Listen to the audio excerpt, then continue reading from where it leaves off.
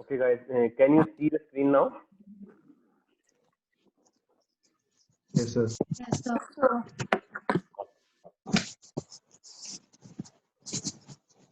So we will try to discuss few more problems related to the diode application. And before that, someone was asking about how to design the AND gate and OR gate using the diode.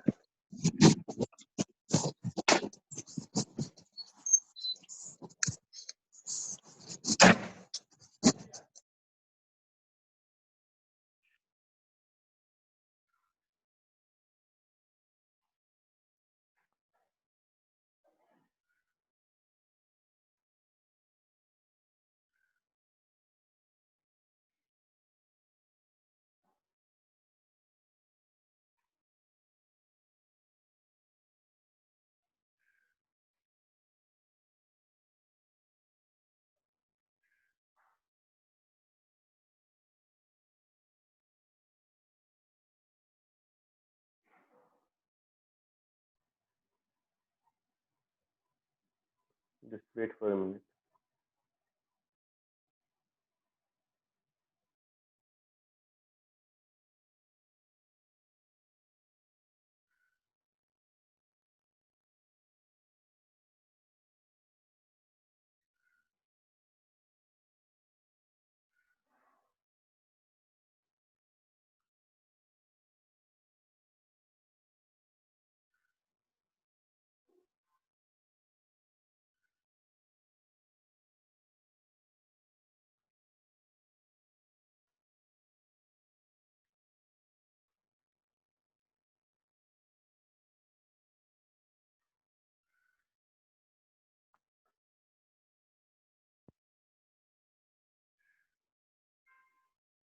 चलो मैं यहाँ पे बता देता हूँ.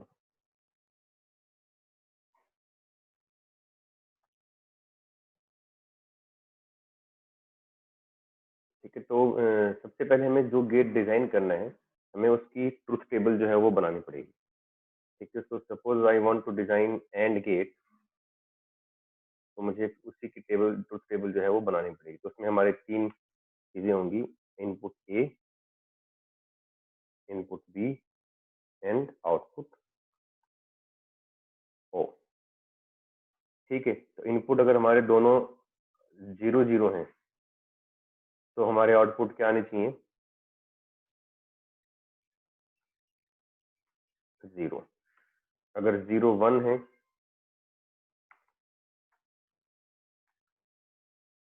तो output आने चाहिए 0. इसी तरीके से 1 0 है, तो आउटपुट आने चाहिए 0. And if the input combination is 1 1, then our output is 1. So in AND gate, if both the inputs are high, only then our output is high. तो इसको देख के आपको डायोड को सीरीज और पैरेलल में जो है वो कनेक्ट करना पड़ेगा. You have to design a circuit जिसमें आपको गिवन दिया होगा एक डीसी सप्लाई मान लीजिए, या सिंपली वी इन लिख दीजिए. ठीक है, this is V in, we will apply here. ठीक है, then we will make some circuit right here and we will take output across these two terminals. ठीक है, यहाँ पे हम इसको ग्राउंड कर देते हैं.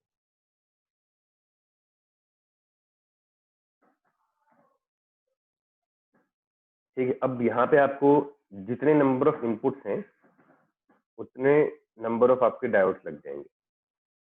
ठीक है, तो दोनों जब ऑन होंगे तभी आपके आउटपुट 1 मिल रही है. That means what do we want is the current that will flow through the resistor, it should flow when both the diodes will conduct.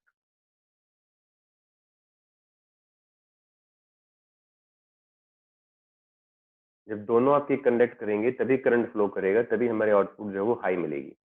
तो ऐसा हमें कौन सा सर्किट कॉम्बिनेशन यूज कर सकते हैं कि दोनों जब ऑन हो तभी आपका करंट जो है वो फ्लो करे? आप बताइए सोच के. दो डायोड को हम किस कॉम्बिनेशन में उनको कंपोनेंट को ऐड करें, कनेक्ट करें, that the resultant circuit is such that if both the diodes are on, only then the current will flow through the resistor. बताइए। दोनों फॉरवर्ड बायस में हो? हाँ, दोनों फॉरवर्ड बायस में हो, लेकिन अब उन दोनों डायोड को कनेक्ट कैसे करोगे? दोनों को सीरीज में सीरीज में लगा सीरीज दो। में। हाँ, क्योंकि हमें दोनों जब कंडक्ट करें तभी करंट चाहिए, तो हम उसको सीरीज में लगा सकते हैं।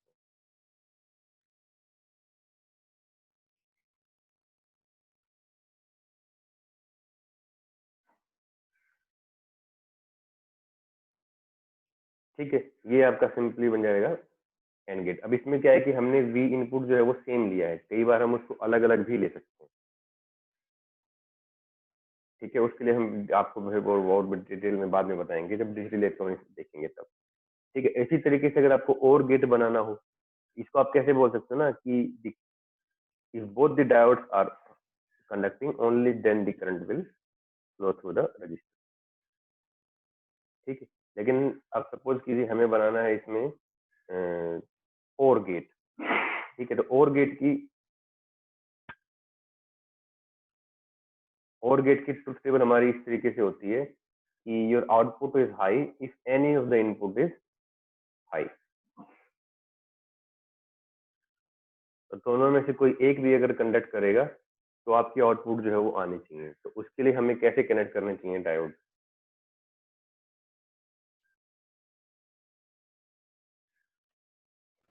पैरेलल में सर। पैरेलल में।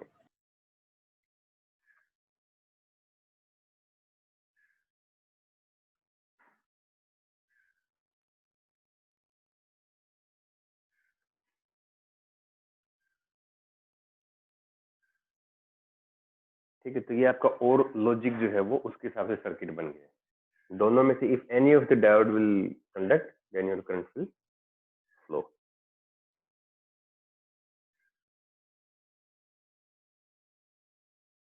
ठीक है, इसमें हम थोड़ा मॉडिफिकेशन इस तरीके से कर सकते हैं कि instead of applying one single input we can apply different supplies also.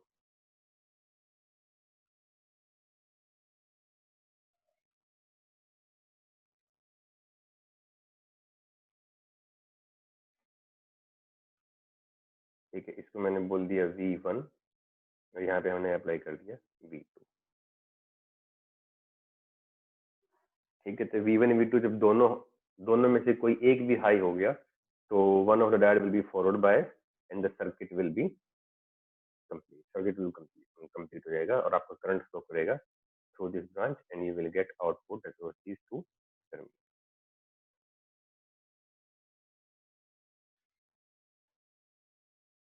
ठीक है, ठीक इसी तरीके से हम क्या कर सकते हैं, और गेट को भी डिजाइन कर सकते हैं। तो आपको ट्रुथ टेबल देखनी है, किस किस कॉम्बिनेशन के लिए आपकी वो चीजें बन रही हैं।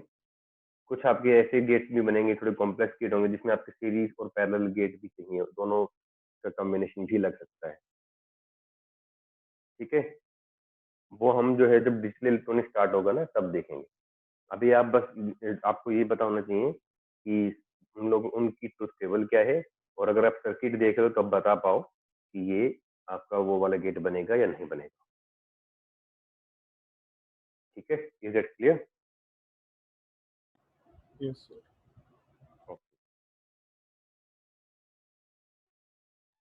So now let's try to do some problems.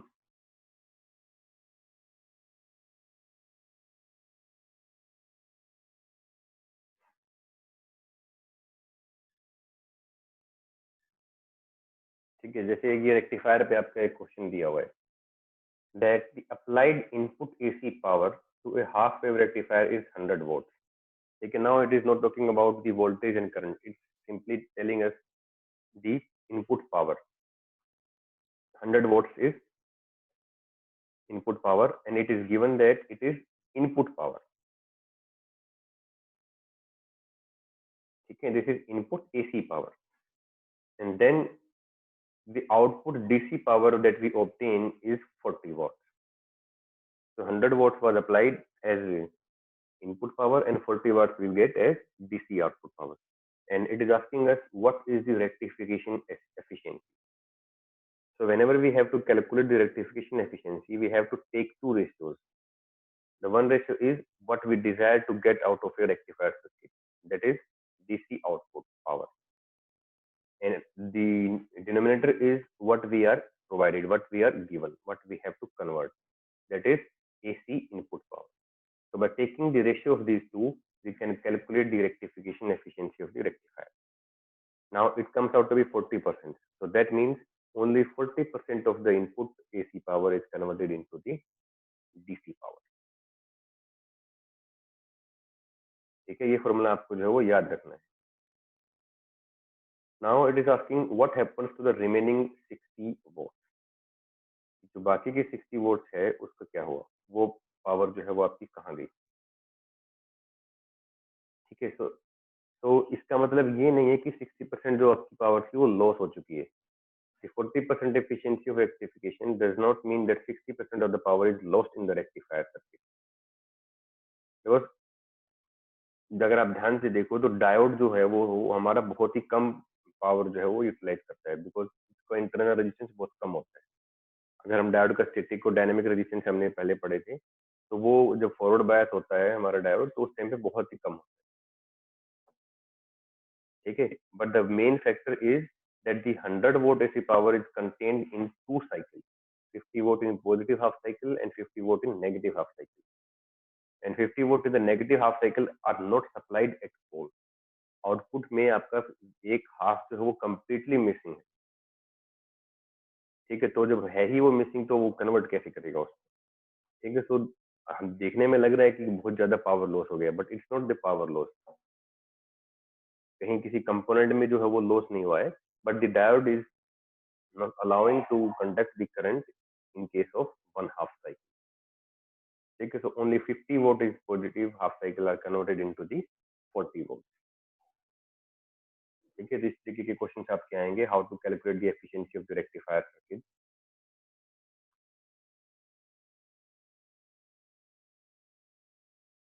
ठीक है, तो हम उसकी एफिशिएंसी देखें सिर्फ एक हाफ की, तो वो हमारे आती है 80%. ठीक है, तो अगर हम अप्रोप्रिएटली बोले तो then the efficiency of rectification is 80%, 40% and not 80%, क्योंकि रेक्टिफायर ने आपका 50 वोल्ट को ही एक्सेप्ट किया, बाकी 50 वोल्ट उसने एक्सेप्ट ही नहीं किया. वो हमारा नेटवर्क में लॉस नहीं हुआ, बट जो हमें आउटपुट पे चाहिए था वो हमें मिला भी नहीं. So that's why we are taking 40% as a rectifier efficiency. Okay, now this is the circuit given. An AC supply of 230 volt is applied to a half wave rectifier circuit through a transformer of current ratio 10:1. Now what you have to do is find the output DC voltage and the peak inverse voltage. Assume the diode to be ideal. तो पहले तो आप ये बताइए कि diode की input पे कितनी एसी सप्लाई मिली है.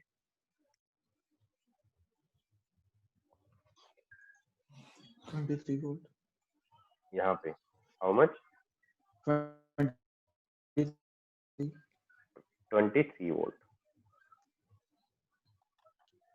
ठीक है, क्योंकि हमारे ट्रांसफार्मर की प्राइमरी और सेकेंडरी जो वाइंडिंग्स हैं उसके टर्न्स के हिसाब से हमें डिसाइड करना पड़ता है, हमें निकालना पड़ता है, कैलकुलेट करना होता है कि what should be the output voltage across the secondary core. तो ये आपका 10:1 में अगर है तो उसी रेशियो में आपकी इनपुट एंड आउटपुट वोल्टेज. ठीक है, so 23 volt we are getting as input AC voltage to the ideal diode. Now it is asking us to find the output DC voltage.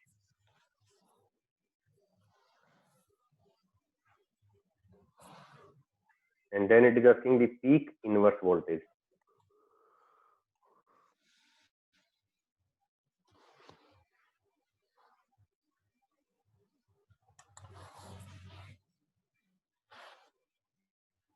ठीक है, तो उसके लिए हम क्या करेंगे, to calculate the DC output voltage we have to first calculate the input voltage. तो वो यहाँ पे N1/N2 की रेशियो 10 था, RMS वैल्यू जो है वो 230 वोल्ट थी. तो इन द ट्रांसफार्मर जो भी आपकी वैल्यू दी जाती है, this is not peak to peak values, these are RMS values. ठीक है, so RMS value is your 230 volt. So what will be the maximum primary voltage?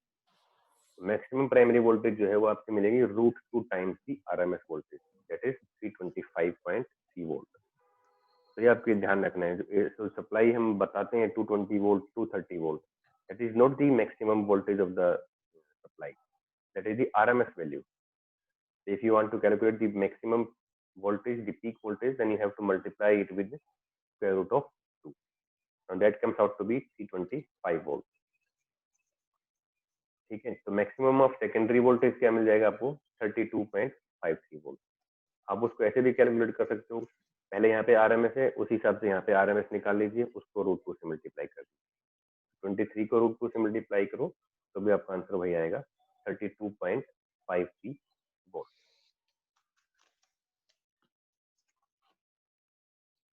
ठीक है, उसके बाद एवरेज वैल्यू का हमें पता है formula, V peak to peak divide by pi in case of half wave rectifier, मतलब जितनी ड्यूरेशन में हमारा साइकिल हमारी वेवफॉर्म प्रेजेंट होती है, हम उसी के हिसाब से उसका इंटीग्रेशन करते हैं। तो हमारे हाफ वेव रेक्टिफायर में जो है वो इस तरीके से हमारे आउटपुट मिलती है, this is pi and this is 2 पाई। तो जब हम कैलकुलेशन करेंगे तो उसमें होता तो दोनों ही पूरे साइकिल में करना है, but our signal is present only in 1/2। तो इंटीग्रेशन आपका 0 से पाई हो जाएगा,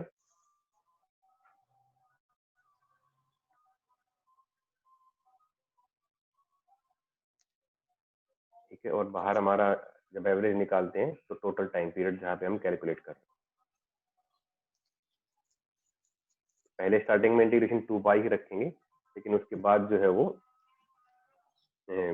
पाई टू 2 पाई तक हमारा सिग्नल 0 है तो वो 0 से 2 पाई ही बच जाएगा। ठीक है, और यहाँ पे हम जो भी हमारा एसी सिग्नल है उसको इक्वेशन लिख सकते हैं। रिपीट करना एक बार। When we have to calculate the average value of any sinusoidal signal, तो उसमें हम क्या करते हैं, उस साइनोसोडल सिग्नल की इक्वेशन यहाँ पे लिख देते हैं। सपोज अब हमारे ये है, इसमें हमारा पीक जो है वो यहाँ पे आई एम मान लीजिए, करंट है तो आई एम आ जाएगा, वोल्टेज है तो वी एम आ जाएगा। ठीक है, तो इसको हम किस तरीके से रिप्रेजेंट कर सकते हैं, V M sine of omega T. Sinusoidal signal उसकी कोई फ्रीक्वेंसी है, उसकी एक पीक वोल्टेज है, तो उसको हम मैथमेटिकली लिख सकते हैं, वी पीक टू पीक लिख लीजिए, वी एम लिख लीजिए, जैसे यहाँ पे एस एम लिखा हुआ है, एस एम लिख सकते हो, V M into sine of omega T. ठीक है, कुछ कई किसी बुक में आप उसको ऐसे भी देख सकते हो, 2 पाई एफ टी।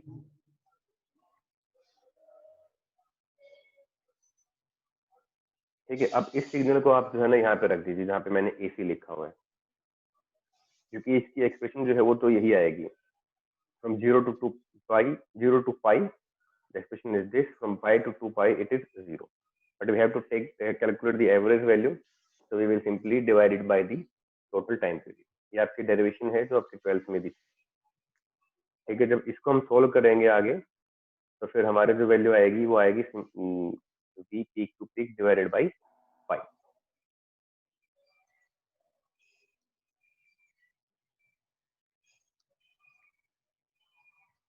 ठीक है, ये हमारी आती है डीसी वैल्यू। यहाँ पे अगर आप पहले करंट की भी निकाल सकते हो, करंट के रेशियो से भी आंसर वही आएगा, वोल्टेज का निकाल सकते हो उससे भी वही आएगा। पीक टू पीक वोल्टेज ये था, आई डीसी निकालेंगे तो I max by pi, V DC निकालेंगे तो वी मैक्स बाई पाई। तो एवरेज वैल्यू जो डीसी वैल्यू निकली है वो निकली है 10.36 वॉट। यही हमें कैलकुलेट करनी है। तो बेसिकली हमें इसमें यही करना था, we have to find out peak voltage at the secondary. ठीक है, और उसके बाद उसको पाई से डिवाइड करेंगे तो एवरेज वैल्यू ऑफ डीसी मिल जाएगी। ठीक है, फिर हम इसने पूछा था कि what will be the peak inverse voltage of the diode. तो peak inverse voltage is the maximum reverse biasing voltage that the diode is experiencing. तो हमारी 23 वोल्ट आरएमएस वैल्यू थी उसकी, उसको हमने यहाँ पे पहले मैक्सिमम वोल्टेज हमारी ये थी, तो नेगेटिव में भी आपकी यही जाएगी। तो 32.53 voltage is the peak inverse voltage that the diode will experience. ठीक है, तो इसको कैलकुलेट करने के लिए आप सिंपली डायोड को देखो, उसके अक्रॉस जो भी सप्लाईज है उसको देखिए, मैक्सिमम नेगेटिव कितनी जा सकती है, वही आपकी पीक इनवर्स वोल्टेज आ जाएगी। ठीक है, नाउ ठीक है, इस क्वेश्चन में जो है ना इसने हमसे सारी चीजें ही निकालने को बोली हुई हैं।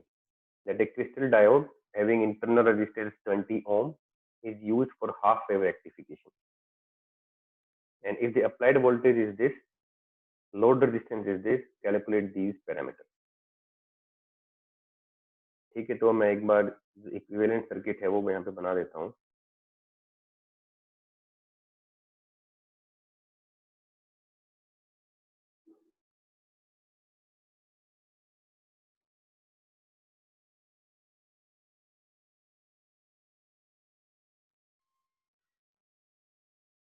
यहाँ से हम आउटपुट लेंगे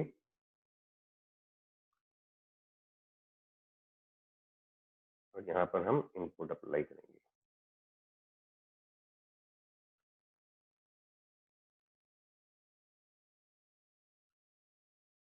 ठीक है, now instead of giving the ideal diode, it is given A diode with internal resistance 20 ohm। तो ये हमें अब जो है वो फैक्टर ध्यान में रखना पड़ेगा। ठीक है, और input voltage VI is given as 50 sin omega T. V ही में दिया हुआ है, V is equal to 50 sin omega T. ठीक है, आउटपुट हमें वो आगे कुछ वो हमेशा निकलवाएगा। RL हमें गिवन है,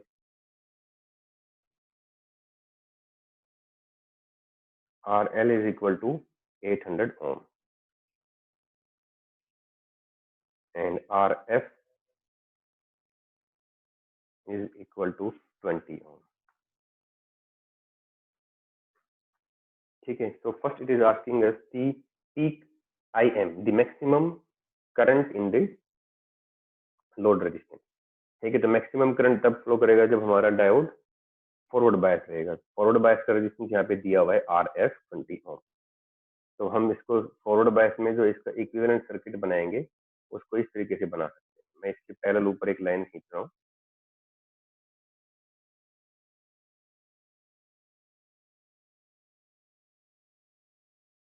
This one, so we can replace this branch with this one। ठीक है, और इस रेजिस्टेंस की वैल्यू जो होगी वो आपकी होगी RF। आइडियल डायोड होता तो हम RF को लेते 0 ohm। Now simply calculate the maximum value of the current. Maximum value of the voltage कितनी हो सकती है? साइनसॉइडल है, 50 sin ओमेगा टी है, तो मैक्सिमम वोल्टेज इज 50 वोल्ट। ठीक है, तो पीक वोल्टेज जब होगी तभी आपका मैक्सिमम करंट आएगा। 50 वोल्ट अब यहाँ पे मेजर अप्लाई कीजिए। दो आपके रेजिस्टेंसेस हैं, दोनों सीरीज में हैं। You are taking output across one resistance 800 ohm। So first calculate the amount of current that will flow through this branch। ठीक है, तो वो आपका आ जाएगा VM divided by RF plus RL।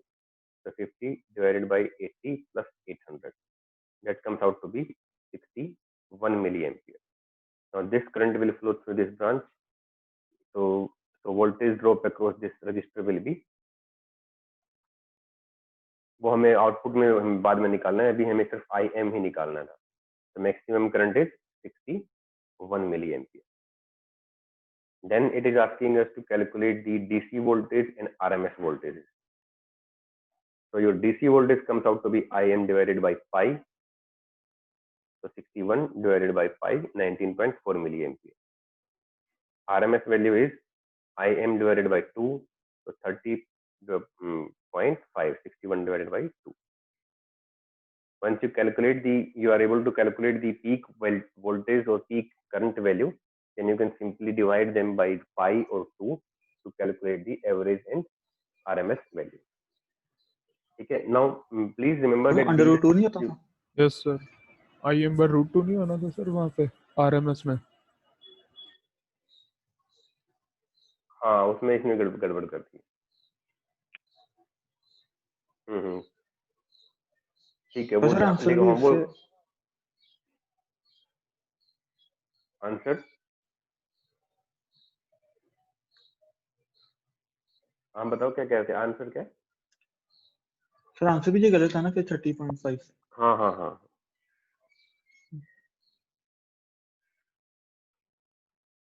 ठीक है, वो आप देख लेना, जो दोनों फार्मूले हैं, और जो एवरेज वैल्यू का फॉर्मूला है वो इसमें आपका डिफरेंट रहेगा और उसमें अलग रहेगा, फुल वेव रेक्टिफायर में।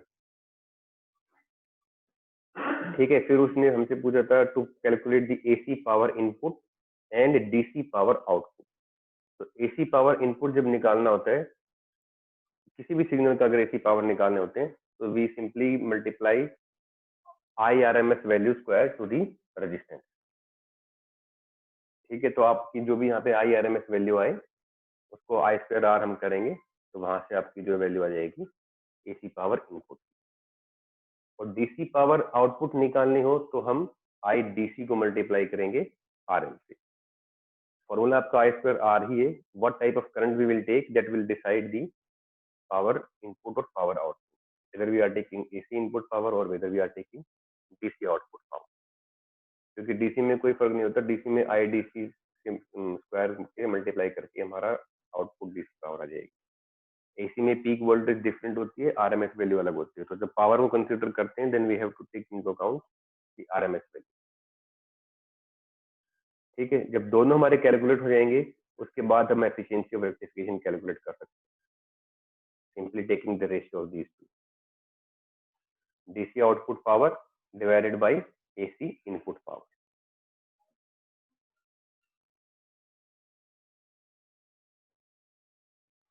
ठीक है, फिर इसने हमसे डीसी आउटपुट वोल्टेज भी पूछा था, तो एक बार अगर डीसी करंट निकाल लिया है, multiply it with the resistance RL, we will get the DC output voltage. Sir वो डीसी आउटपुट पावर में हमने आरएफ क्यों नहीं मल्टीप्लाई प्लस करा रेजिस्टेंस में टोटल वो उसमें? Because we are taking output across only one resistance, this one. Current कितना फ्लो करेगा that will be decided by these two resistances, but we are taking output across only one resistance. Okay sir. Okay,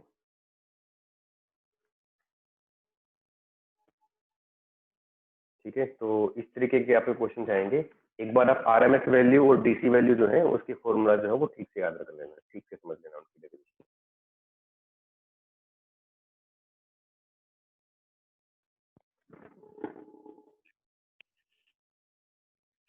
ठीक है, अब ये भी आपके similar question है, एक बार बट ऊपर इसमें का सॉल्यूशन दिखा दो। अब तो मैंने इरेज कर दिया। कौन से कनेक्शन से? सर सेकंड वाले हाँ, उसमें क्या स्टेटमेंट देखना था, क्या देखना था? सर थर्ड क्वेश्चन का सेकंड पार्ट। फर्स्ट क्वेश्चन तो हमने ये वाला किया था।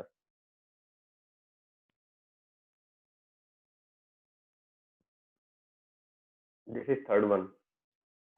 हाँ जी हाँ, ये सर यहीं देखिए। से सर हो गया। ओके, सो ठीक वैसे ही क्वेश्चन आपका ये है, इसमें जो आपको जो है वो एसी वोल्टेज रिक्वायर्ड जो है वो कैलकुलेट करनी है, क्योंकि इसने डीसी आउटपुट आपको दे दी है।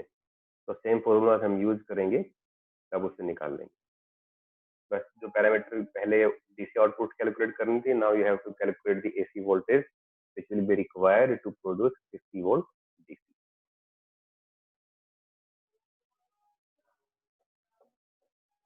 ठीक है, ओके, तो इसमें तो अब हमारे जो मेन यहाँ से जो पॉइंट हमें उठाना है वो यही है कि sometimes we will be given the internal resistance of the diode. जैसे यहाँ पे 20 ओम दिया हुआ है, ये फुल वेव रेक्टिफायर के क्वेश्चन हैं, तो इसमें भी कोई चेंज नहीं आएगा, सिर्फ एक ही चेंज है दैट द मीन जो लोड करंट हम IDC वैल्यू वहाँ पे IM/पाई होता था, यहाँ पर वो 2IM/पाई हो जाएगा। बाकी जितने भी ये फॉर्मूलाज है वो स्टिक है, वो सेम ही है, क्योंकि फॉरवर्ड बायस हो चाहे रिवर्स बायस हो, पीक वोल्टेज जब निकलेगा तो only one of the diode will be conducting. तो जब वो वाला डायोड कंडक्ट करेगा तो उसी का रेजिस्टेंस जो है वो हमारा काम में आएगा। ठीक है, तो इसने हमने यहाँ पे सिर्फ एक रेजिस्टेंस 20 ओम एक्स्ट्रा दिया हुआ था, उसी को यहाँ पे मेंशन करना है। Other than that, you have to simply calculate the RMS value, mean peak value, or average DC value.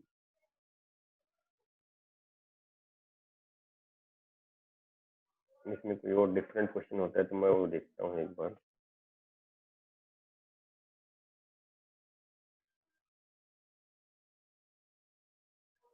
जैसे कि हमारा सेंटर टैप पे एक क्वेश्चन दिया हुआ है, assuming that there is zero internal resistance of the diode, what you have to do is find the DC output voltage, peak inverse voltage and rectification efficiency. ठीक है, तो 230 वोल्ट RMS यहाँ पे गिवन है, 5:1 का रेशियो है। ठीक है, तो average secondary value will be 230 divided by 5, so that is 40 volt. आपको ये मेंशन करना जरूरी है कि दिस इज RMS वैल्यू और this is the maximum value, peak value. This is RMS, so this is also RMS. To calculate the maximum voltage, you have to multiply it with square root of 2. So 65 volt maximum voltage is applied across this secondary coil. अब 65 volt है, ठीक है, हम centre tap use कर रहे हैं। ठीक है, आप इसको ना सर्किट को देख के कंफ्यूज मत होइए, यहाँ पे भी ग्राउंड कनेक्ट किया हुआ है, यहाँ पर भी ग्राउंड कनेक्ट किया हुआ है। तो हम सिंपली ये कह सकते हैं कि ये रजिस्टर जो है वो यहाँ पे कनेक्ट है। ठीक है, जैसे हम जनरली सर्किट में देखते थे, बीच में यहाँ पे रजिस्टर लगा होता था हमारा। तो ये वैसा ही सेम ही सर्किट है, बस हमने थोड़ा अलग लगा दिया रजिस्टर यहाँ। ठीक है, now maximum voltage across half secondary winding. Maximum 65 volt total secondary के अक्रॉस है। ठीक है, तो उसमें मैक्सिमम आपकी क्या हो जाएगी, 32.5 ऊपर मिलेगी और -32.5 वो नीचे हो जाएगी। ठीक है, क्योंकि सेंटर टैब है, हम रेफरेंस पॉइंट ये ले रहे हैं, तो इस पॉइंट के हिसाब से ये सारे मेजरमेंट्स किए जाएंगे। One thing will be constant, that is the output voltage across these number of turns, the secondary coil will be fixed, that is 65 volt. तो इस एंड में और इस एंड के बीच में अगर आप वोल्टेज मेजर करोगे, that will B 65 volt.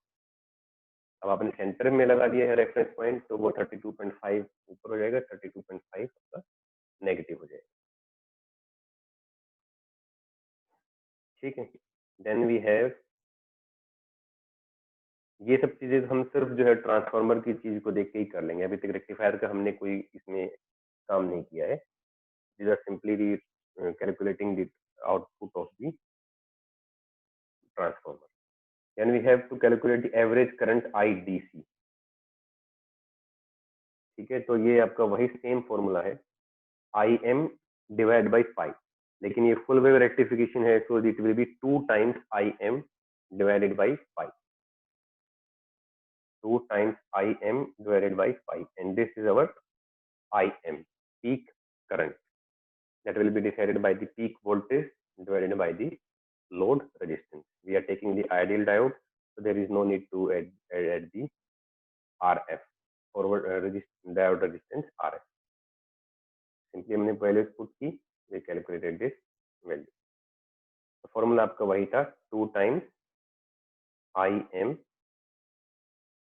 divided by 5.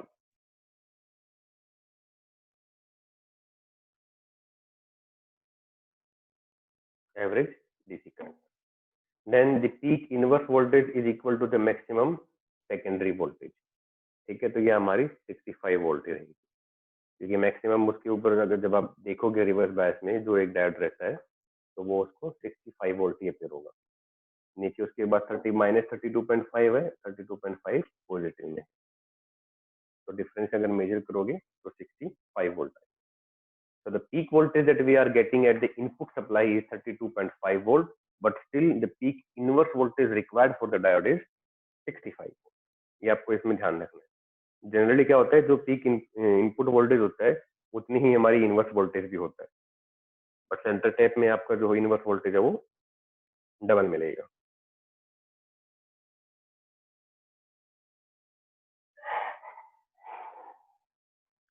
ठीक है, now we have to calculate the rectification efficiency. ठीक है, ये इसने एक शॉर्टकट फॉर्मूला बनाया हुआ था कि जनरली जब आप इसकी एफिशिएंसी निकालते हैं हाफ फुल वेव रेक्टिफायर की, that comes out to be 81.2% if the diodes are ideal. ठीक है, जब आप इन वैल्यूज को लेके भी कैलकुलेट करोगे तो वो आपका 81.2 ही आएगा। जैसे अगर जब हमने हाफ वेव रेक्टिफायर किया था तो उसका 40 पॉइंट समथिंग आया था। ठीक है, बट और इसने ये फॉर्मूला यूज इसलिए कर लिया है कि अगर आपको आरएफ दिया हुआ है तो आप सिंपली इस फॉर्मूला को भी यूज कर सकते हो, अदरवाइज जो स्टैंडर्ड डेफिनेशन है वो भी यूज कर सकते हो। Input AC power and output DC power दोनों का रेशियो निकाल के। आउटपुट डीसी पावर के लिए आप इसका इस्तेमाल कर सकते हैं IDC square R, that will give you output DC power. और इनपुट एसी पावर के लिए आप यूज कर सकते हैं IRMS इनपुट पे स्क्वायर टाइम्स R। दोनों का रेशियो लोगे तो भी आपका आंसर वही आएगा 81.2%।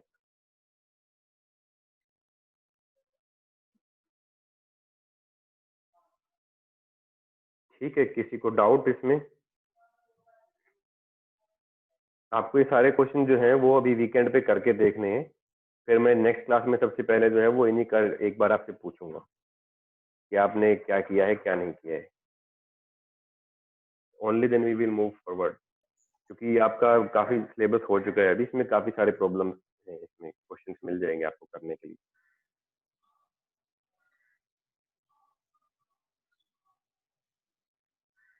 जितने भी सर्किट्स हमने स्टडी किए हैं सबके आपको क्वेश्चंस वो है वो करने हैं।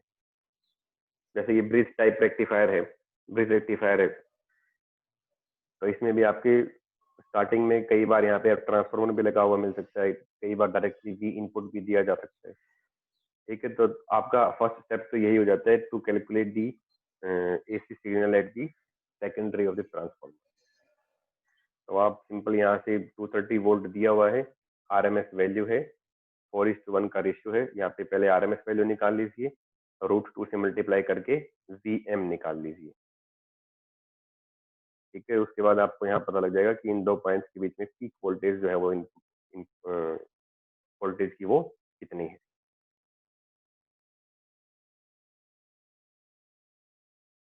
ठीक है, ये फर्स्ट स्टेप होता है इन सारे क्वेश्चंस में। तो यहाँ पे देखिए हमने इन्होंने भी जो किया है, RMS सेकेंडरी वैल्यू निकाली और पीक वैल्यू निकाली, मल्टीप्लाइंग इट बाई √2। फिर average current IDC full wave rectifier है, तो उसके लिए आपका 2 times IM divide by pi, this is our IM, this is 0.26 ampere. Output DC voltage is जो भी आपका करंट फ्लो कर रहा है IDC times the load resistance across which we are taking the output. तो हम इसमें इस लोड रेजिस्टेंस के अक्रॉस आउटपुट लेते हैं। ये भी आपका वैसा ही सर्किट है जैसा हमने बनाया था। इस रजिस्टर दोनों आपकी ग्राउंड है, तो आप ऐसा भी समझ सकते हो कि the register is connected like.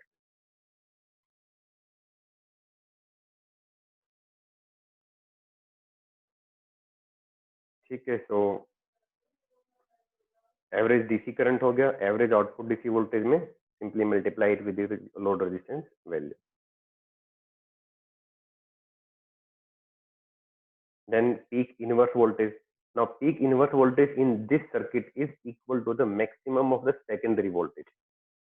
ठीक है, ये आपको जो फैक्टर है वो ध्यान में जरूर रखना है।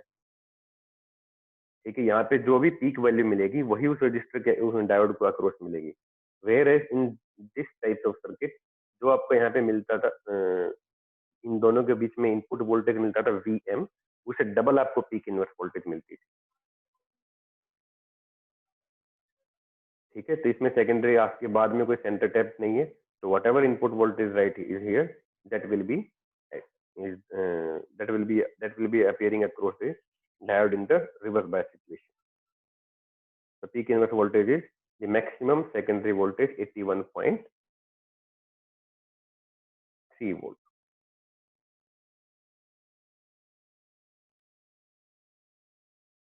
Now it is asking us another parameter is the output frequency of the DC AC supply frequency.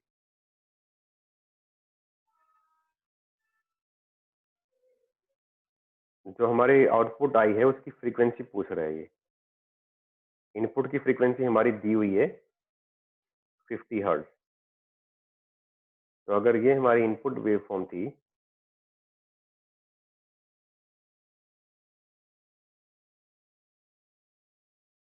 इसकी 50 हर्ट्ज हमारे पास इन टाइम पे वो फ्रीक्वेंसी दी हुई है, लेकिन हमारी आउटपुट जो वेवफॉर्म है वो कुछ इस तरीके से होती है।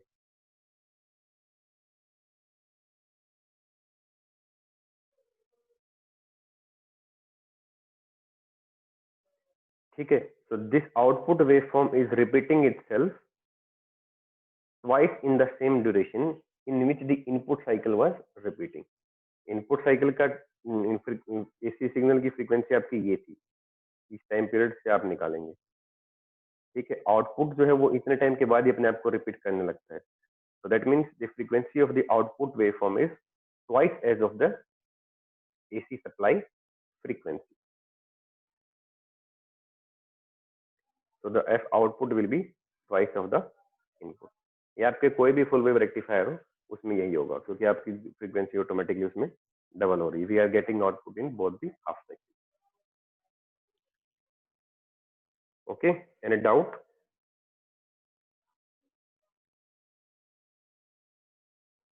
जब भी आपको किसी भी तरह का डाउट लगे आप प्लीज पूछ लीजिएगा, अदरवाइज बाद में फिर वो उसको कैरी करते रहोगे डाउट को तो फिर वो ठीक नहीं रहेगा।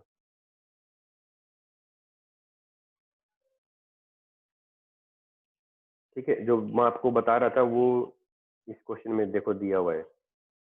Every other parameter is same in these two circuits. One is your centre tap transformer rectifier and another is your bridge rectifier. The load resistance is 100 ohm each.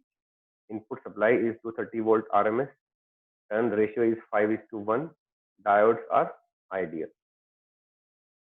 ठीक है, तो आप इसमें कुछ जितनी भी कैलकुलेशंस करेंगे सारी कैलकुलेशंस आपकी जो सेम आएगी, बस एक ही जगह डिफरेंस आएगा, VM और पीक इनवर्स वोल्टेज VM की वजह से ऑटोमेटिकली, क्योंकि यहाँ पर 230 वोल्ट के बाद जब आप 5:1 के रेशियो से सेकेंडरी के क्रॉस जो वोल्टेज निकालोगे वो तो आपकी आएगी 65 वोल्ट। ठीक है, लेकिन 65 वोल्ट यहाँ पे जो है वो दो हिस्सों में बढ़ जाएगी और यहाँ पे 60 volt as it is appear रहेगी। तो ऑब्वियसली वोल्टेज डायोड को जो PIV होनी चाहिए वो होनी चाहिए इस केस में 65। ठीक है, और इस केस में भी वो 65 रहेगी पीक इनवर्स वोल्टेज, क्योंकि डायोड जब आपका ये वाला रिवर्स बायस होगा तो उस टाइम पे ये वाली वैल्यू तो आपकी 32.5 है, पर जो सर्किट में हम देखेंगे उसमें आपको 32.5 यहाँ होगा और -32.5 इधर होगा या रिवर्स होगा, डिपेंडिंग अपॉन कौन सा डायोड कंडक्ट कर रहा है।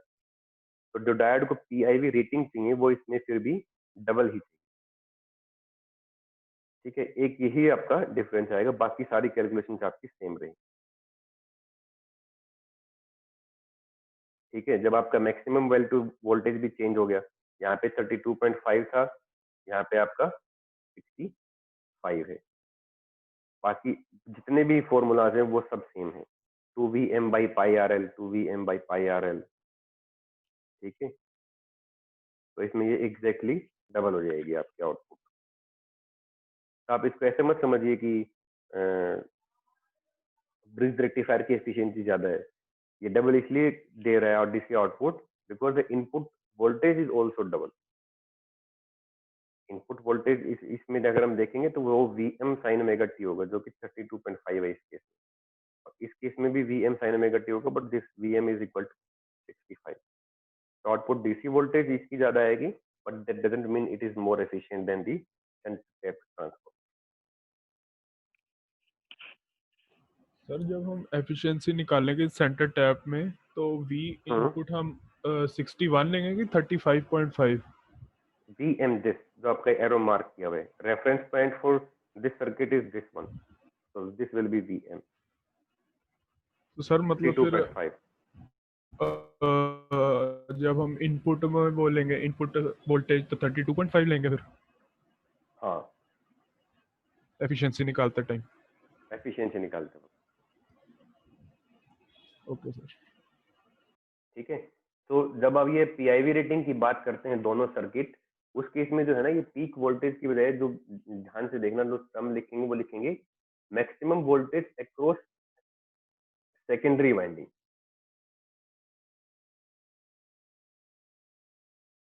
ठीक है, तो इसने पहले सेकेंडरी वाइंडिंग के अक्रॉस मैक्सिमम वोल्टेज निकली, हाफ के अक्रॉस 32.5, और फिर पीआईवी को जब निकाला था तो उसने फिर से डबल कर, तो बात घूम फिर के जो है ना वो वहीं आ जाती है। that this shows that for same DC output voltage, PIV of the bridge circuit is half that of center tap circuit. And this is one advantage of the bridge rectifier circuit.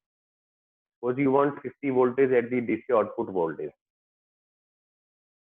ठीक है, तो उस 50 volt DC output को देने के लिए आपके diode की जो PIV रेटिंग होनी चाहिए इन case of bridge rectifier, that will be half as compared to the center tap transformer. ठीक है, हम इसी का केस लें, जैसे यहाँ पे हमारे जो डीसी आउटपुट थी वो थी अभी तो यहाँ पे दोनों में जैसे हम Excuse me, 41.4 लाने की।